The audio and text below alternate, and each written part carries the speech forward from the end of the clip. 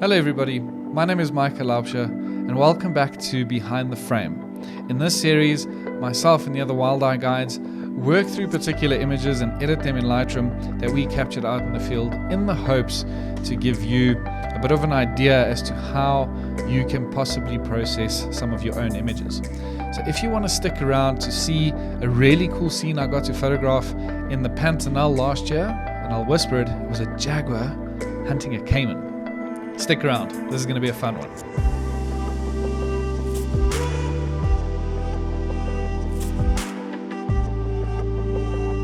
Brilliant, so as I'd mentioned, I'm going to be processing an image of a Jaguar that hunted a caiman along the banks of the Cuiaba River in the Pantanal, and it was such a thrilling scene, a really cool moment, but in this particular scene and how I'm going to process this is I'm going to use certain tools within Lightroom which will kind of push your viewer's eyes away from the busyness of the scene. And what I mean by the busyness of the scene is if you look at these corners up here, all this vegetation, this bright sand, the cat's kind of blending into the color, the contrast, the luminance, everything's kind of working against our viewer's eyes sitting right there because there's just so much happening around the scene.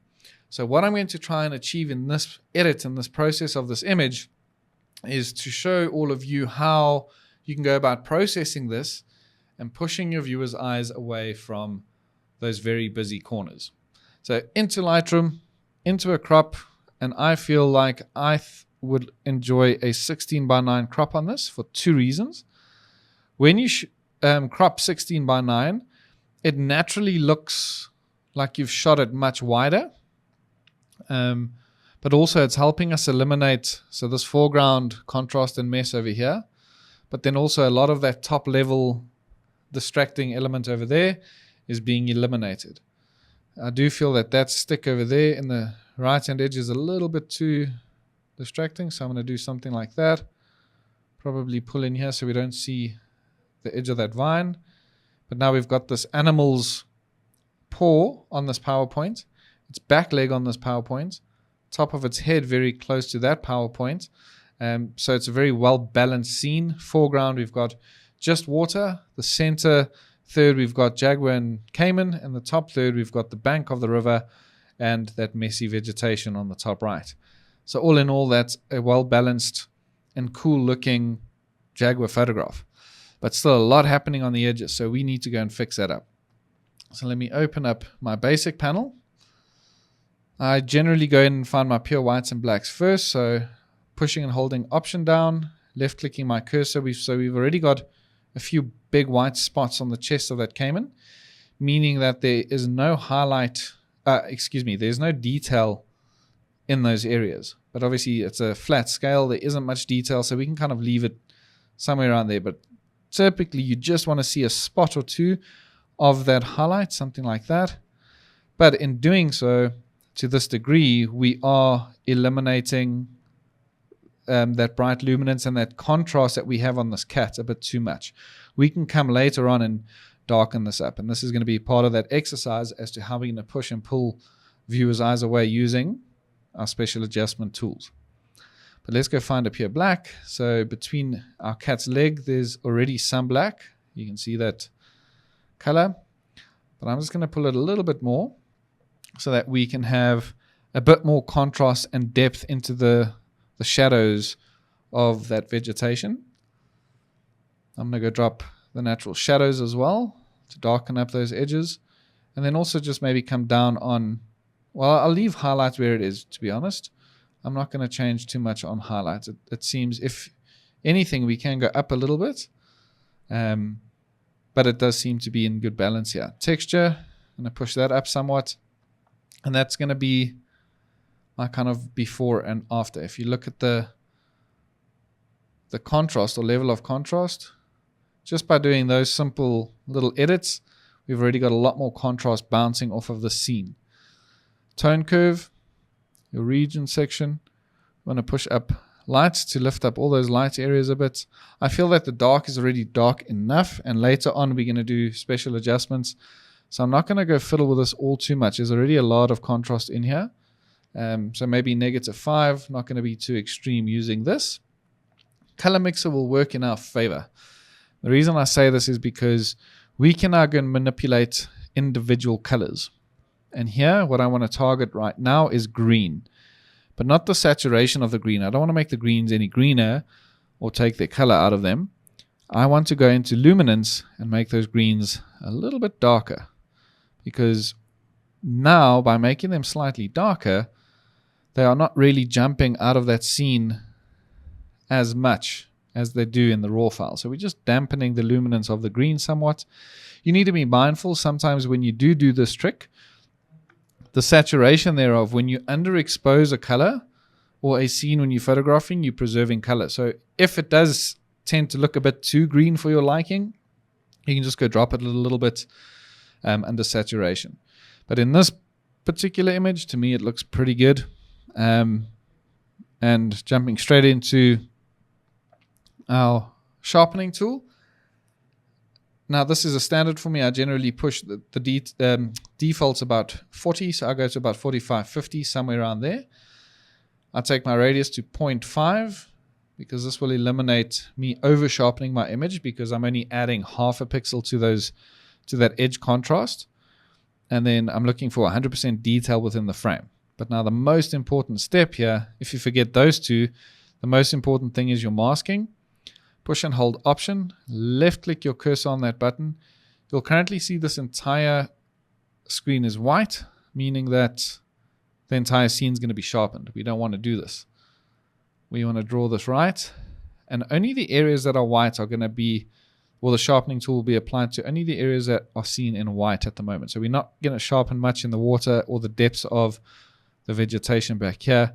But most of our cat and caiman still have white on them. So somewhere around there is going to work perfectly fine. Now, looking at that before and after, you can already see that there's a lot more depth within that scene. But now what I want to try and do in this photograph is, because we've already created this great contrast, now we need to amplify and ramp up. How do we keep your viewer's eyes sitting on that caiman and that Jaguar holding that caiman a lot longer, instead of running around the edges looking for something else to look at or to focus on? So our localized tools are going to work in our favor here. I'm going to start off with a linear gradient, because this water in the foreground is quite bright. Now I've drawn from the bottom up, so anything below this red line is going to get 100% of whatever I do added to that area. Hence the reason why I pull the 100% down to the bottom of the frame. So 100% is happening on, or not on the canvas. And then anything from that red dot moving upward, it fades from 100% to 75 to 50%, through to 25% to 0 above that line. And the reason I do this is because it just adds, or if you add a very small line, let me actually show you, because if you add a very small feather, if I may, and put it somewhere there, tap O. If I come down, say on highlights heavily, or let's, for the purpose of this example, exposure heavily, and I tap H to hide that, you can see where, pretty much where I've drawn that line. You see that? Whereas if you draw it down like that, it looks a lot more natural and also feathered out. It's not as noticeable. That's the reason why I feather it out quite heavily like this. So my go-to is generally not exposure off the bat, but tap O to get rid of the overlay. What we're looking at here is water. Off that water is bouncing reflections, which are highlights. So if I go drop highlights down, you can see the water dip in the foreground and go somewhat darker.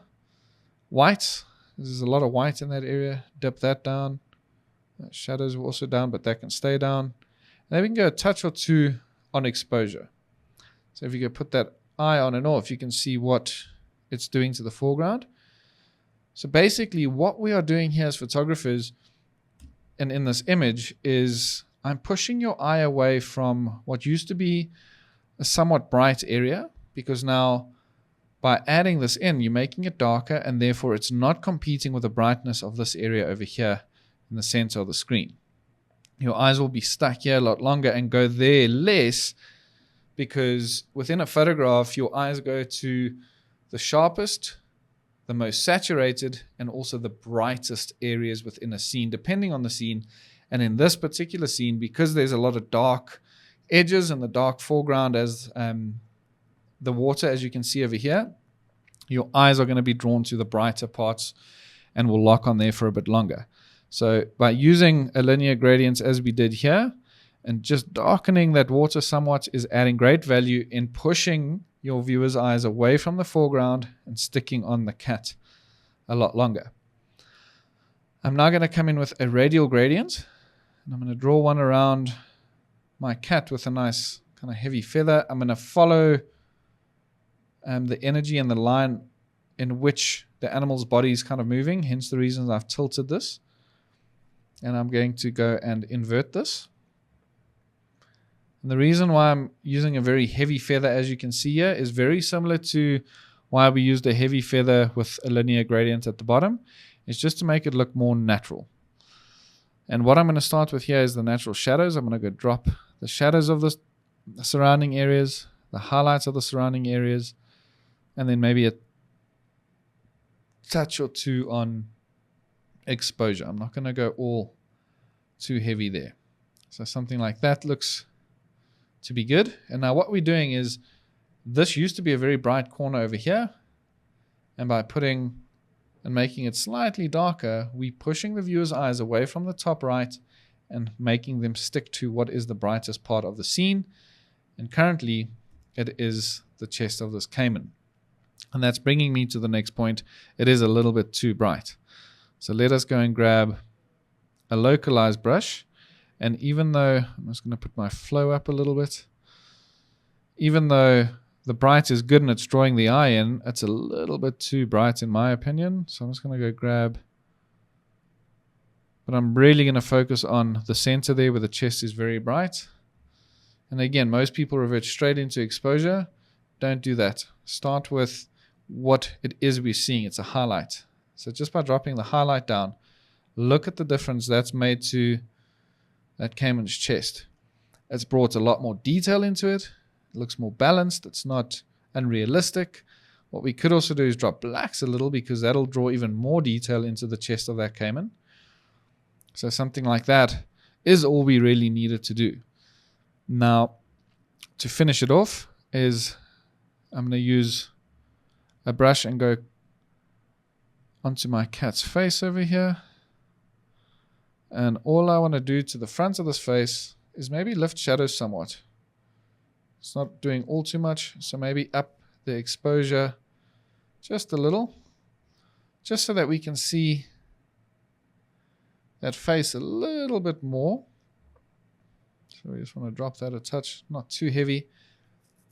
And we could also possibly just dampen that wall at the back as well. And I'm going to touch parts of the cat and the caiman. But be mindful, I'm using a very light flow. So that's why it looks like I'm painting like crazy, but I'm not really adding much paint to the scene. And I'll explain this to you now. But the reason why I've gone and painted over the cat and also hit the wall here a bit, I hit the wall. I haven't hit the wall in that way. The reason I'm painting the wall is because I'm just going to come down on highlights just a touch. Because highlights is a very subtle tool to use just to dampen the level of luminance there. And in doing so, you'll see that the wall at the back, but then also the coat on the side of the Jaguar, is not as bright as it is around the neck and the head. Remember, we want your viewer's eyes to sit on the brightest parts. So if we had kept that bright, for example, let's do something like that, your viewer's eyes are going to go sit there because it's the brightest part. So what we've in turn done is just dampen the highlights a bit to ensure that this area draws the eye more. And by darkening this up ever so slightly, but still making it look and seem as natural as possible, your viewer's eyes are being pushed away from the bum of the cat and drawn straight to the face and the head of the cat. And with that eye being so very small, we could actually finish it off with one more brush and make it very small. Brush the eye and just up the exposure there, just to brighten the eye ever so slightly. And then this will be the before and after image. So we've really darkened up the scene, darkened up the foreground, darkened that chest, getting some of the detail back into this caiman, and really worked smart with filters, because we didn't do all too much in the basic panel, but worked very smart with our localized adjustments to ensure that this area, let me go Y, you can see how we've really pushed our viewers' eyes to sit here a lot longer because we've darkened the surrounding areas so much more. And as I'd mentioned, I'll get to what I mean by flow. If I go back onto my localized adjustments and I use this brush, you will see, let me just open up that panel. You'll see you've got the size of the brush, obviously, the size of the feather, which you want quite a hefty one on, a healthy one on. We've got flow and density. So pretty much this is, a lot of people get confused when it comes to what flow and density means. But if I go back in there, excuse me, you will see I've now at 100% flow, 100% density. If I take my paintbrush and swipe once, I get 100% of the density added. So basically flow means how much paint is on my paintbrush. Because if I drop my flow down to say 40 and I flow over this area once, you can see how it's not as intense. But because I've got my density at 100, if I flow over that area enough times, I will eventually get to 100% density. And that's the reason why I like editing with a low flow, is because then I can go brush that area of the cat, but this area needs a bit more work, or a bit more of an edit. So I'll brush over the chest a lot more, but the side of the cat will only get a very light brush.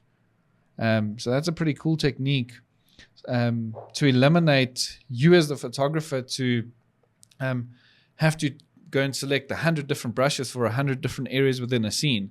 If you know you need to drop highlights within a scene, the chest of the caiman is super bright, but the bum of the Jaguar and the wall behind it isn't that bright, use a lower flow, put a bit of a thin layer of paint there, a thick layer of paint on the caiman's chest. You just have to use that one brush and everything kind of dampens down and reduces to a point which looks perfectly in balance.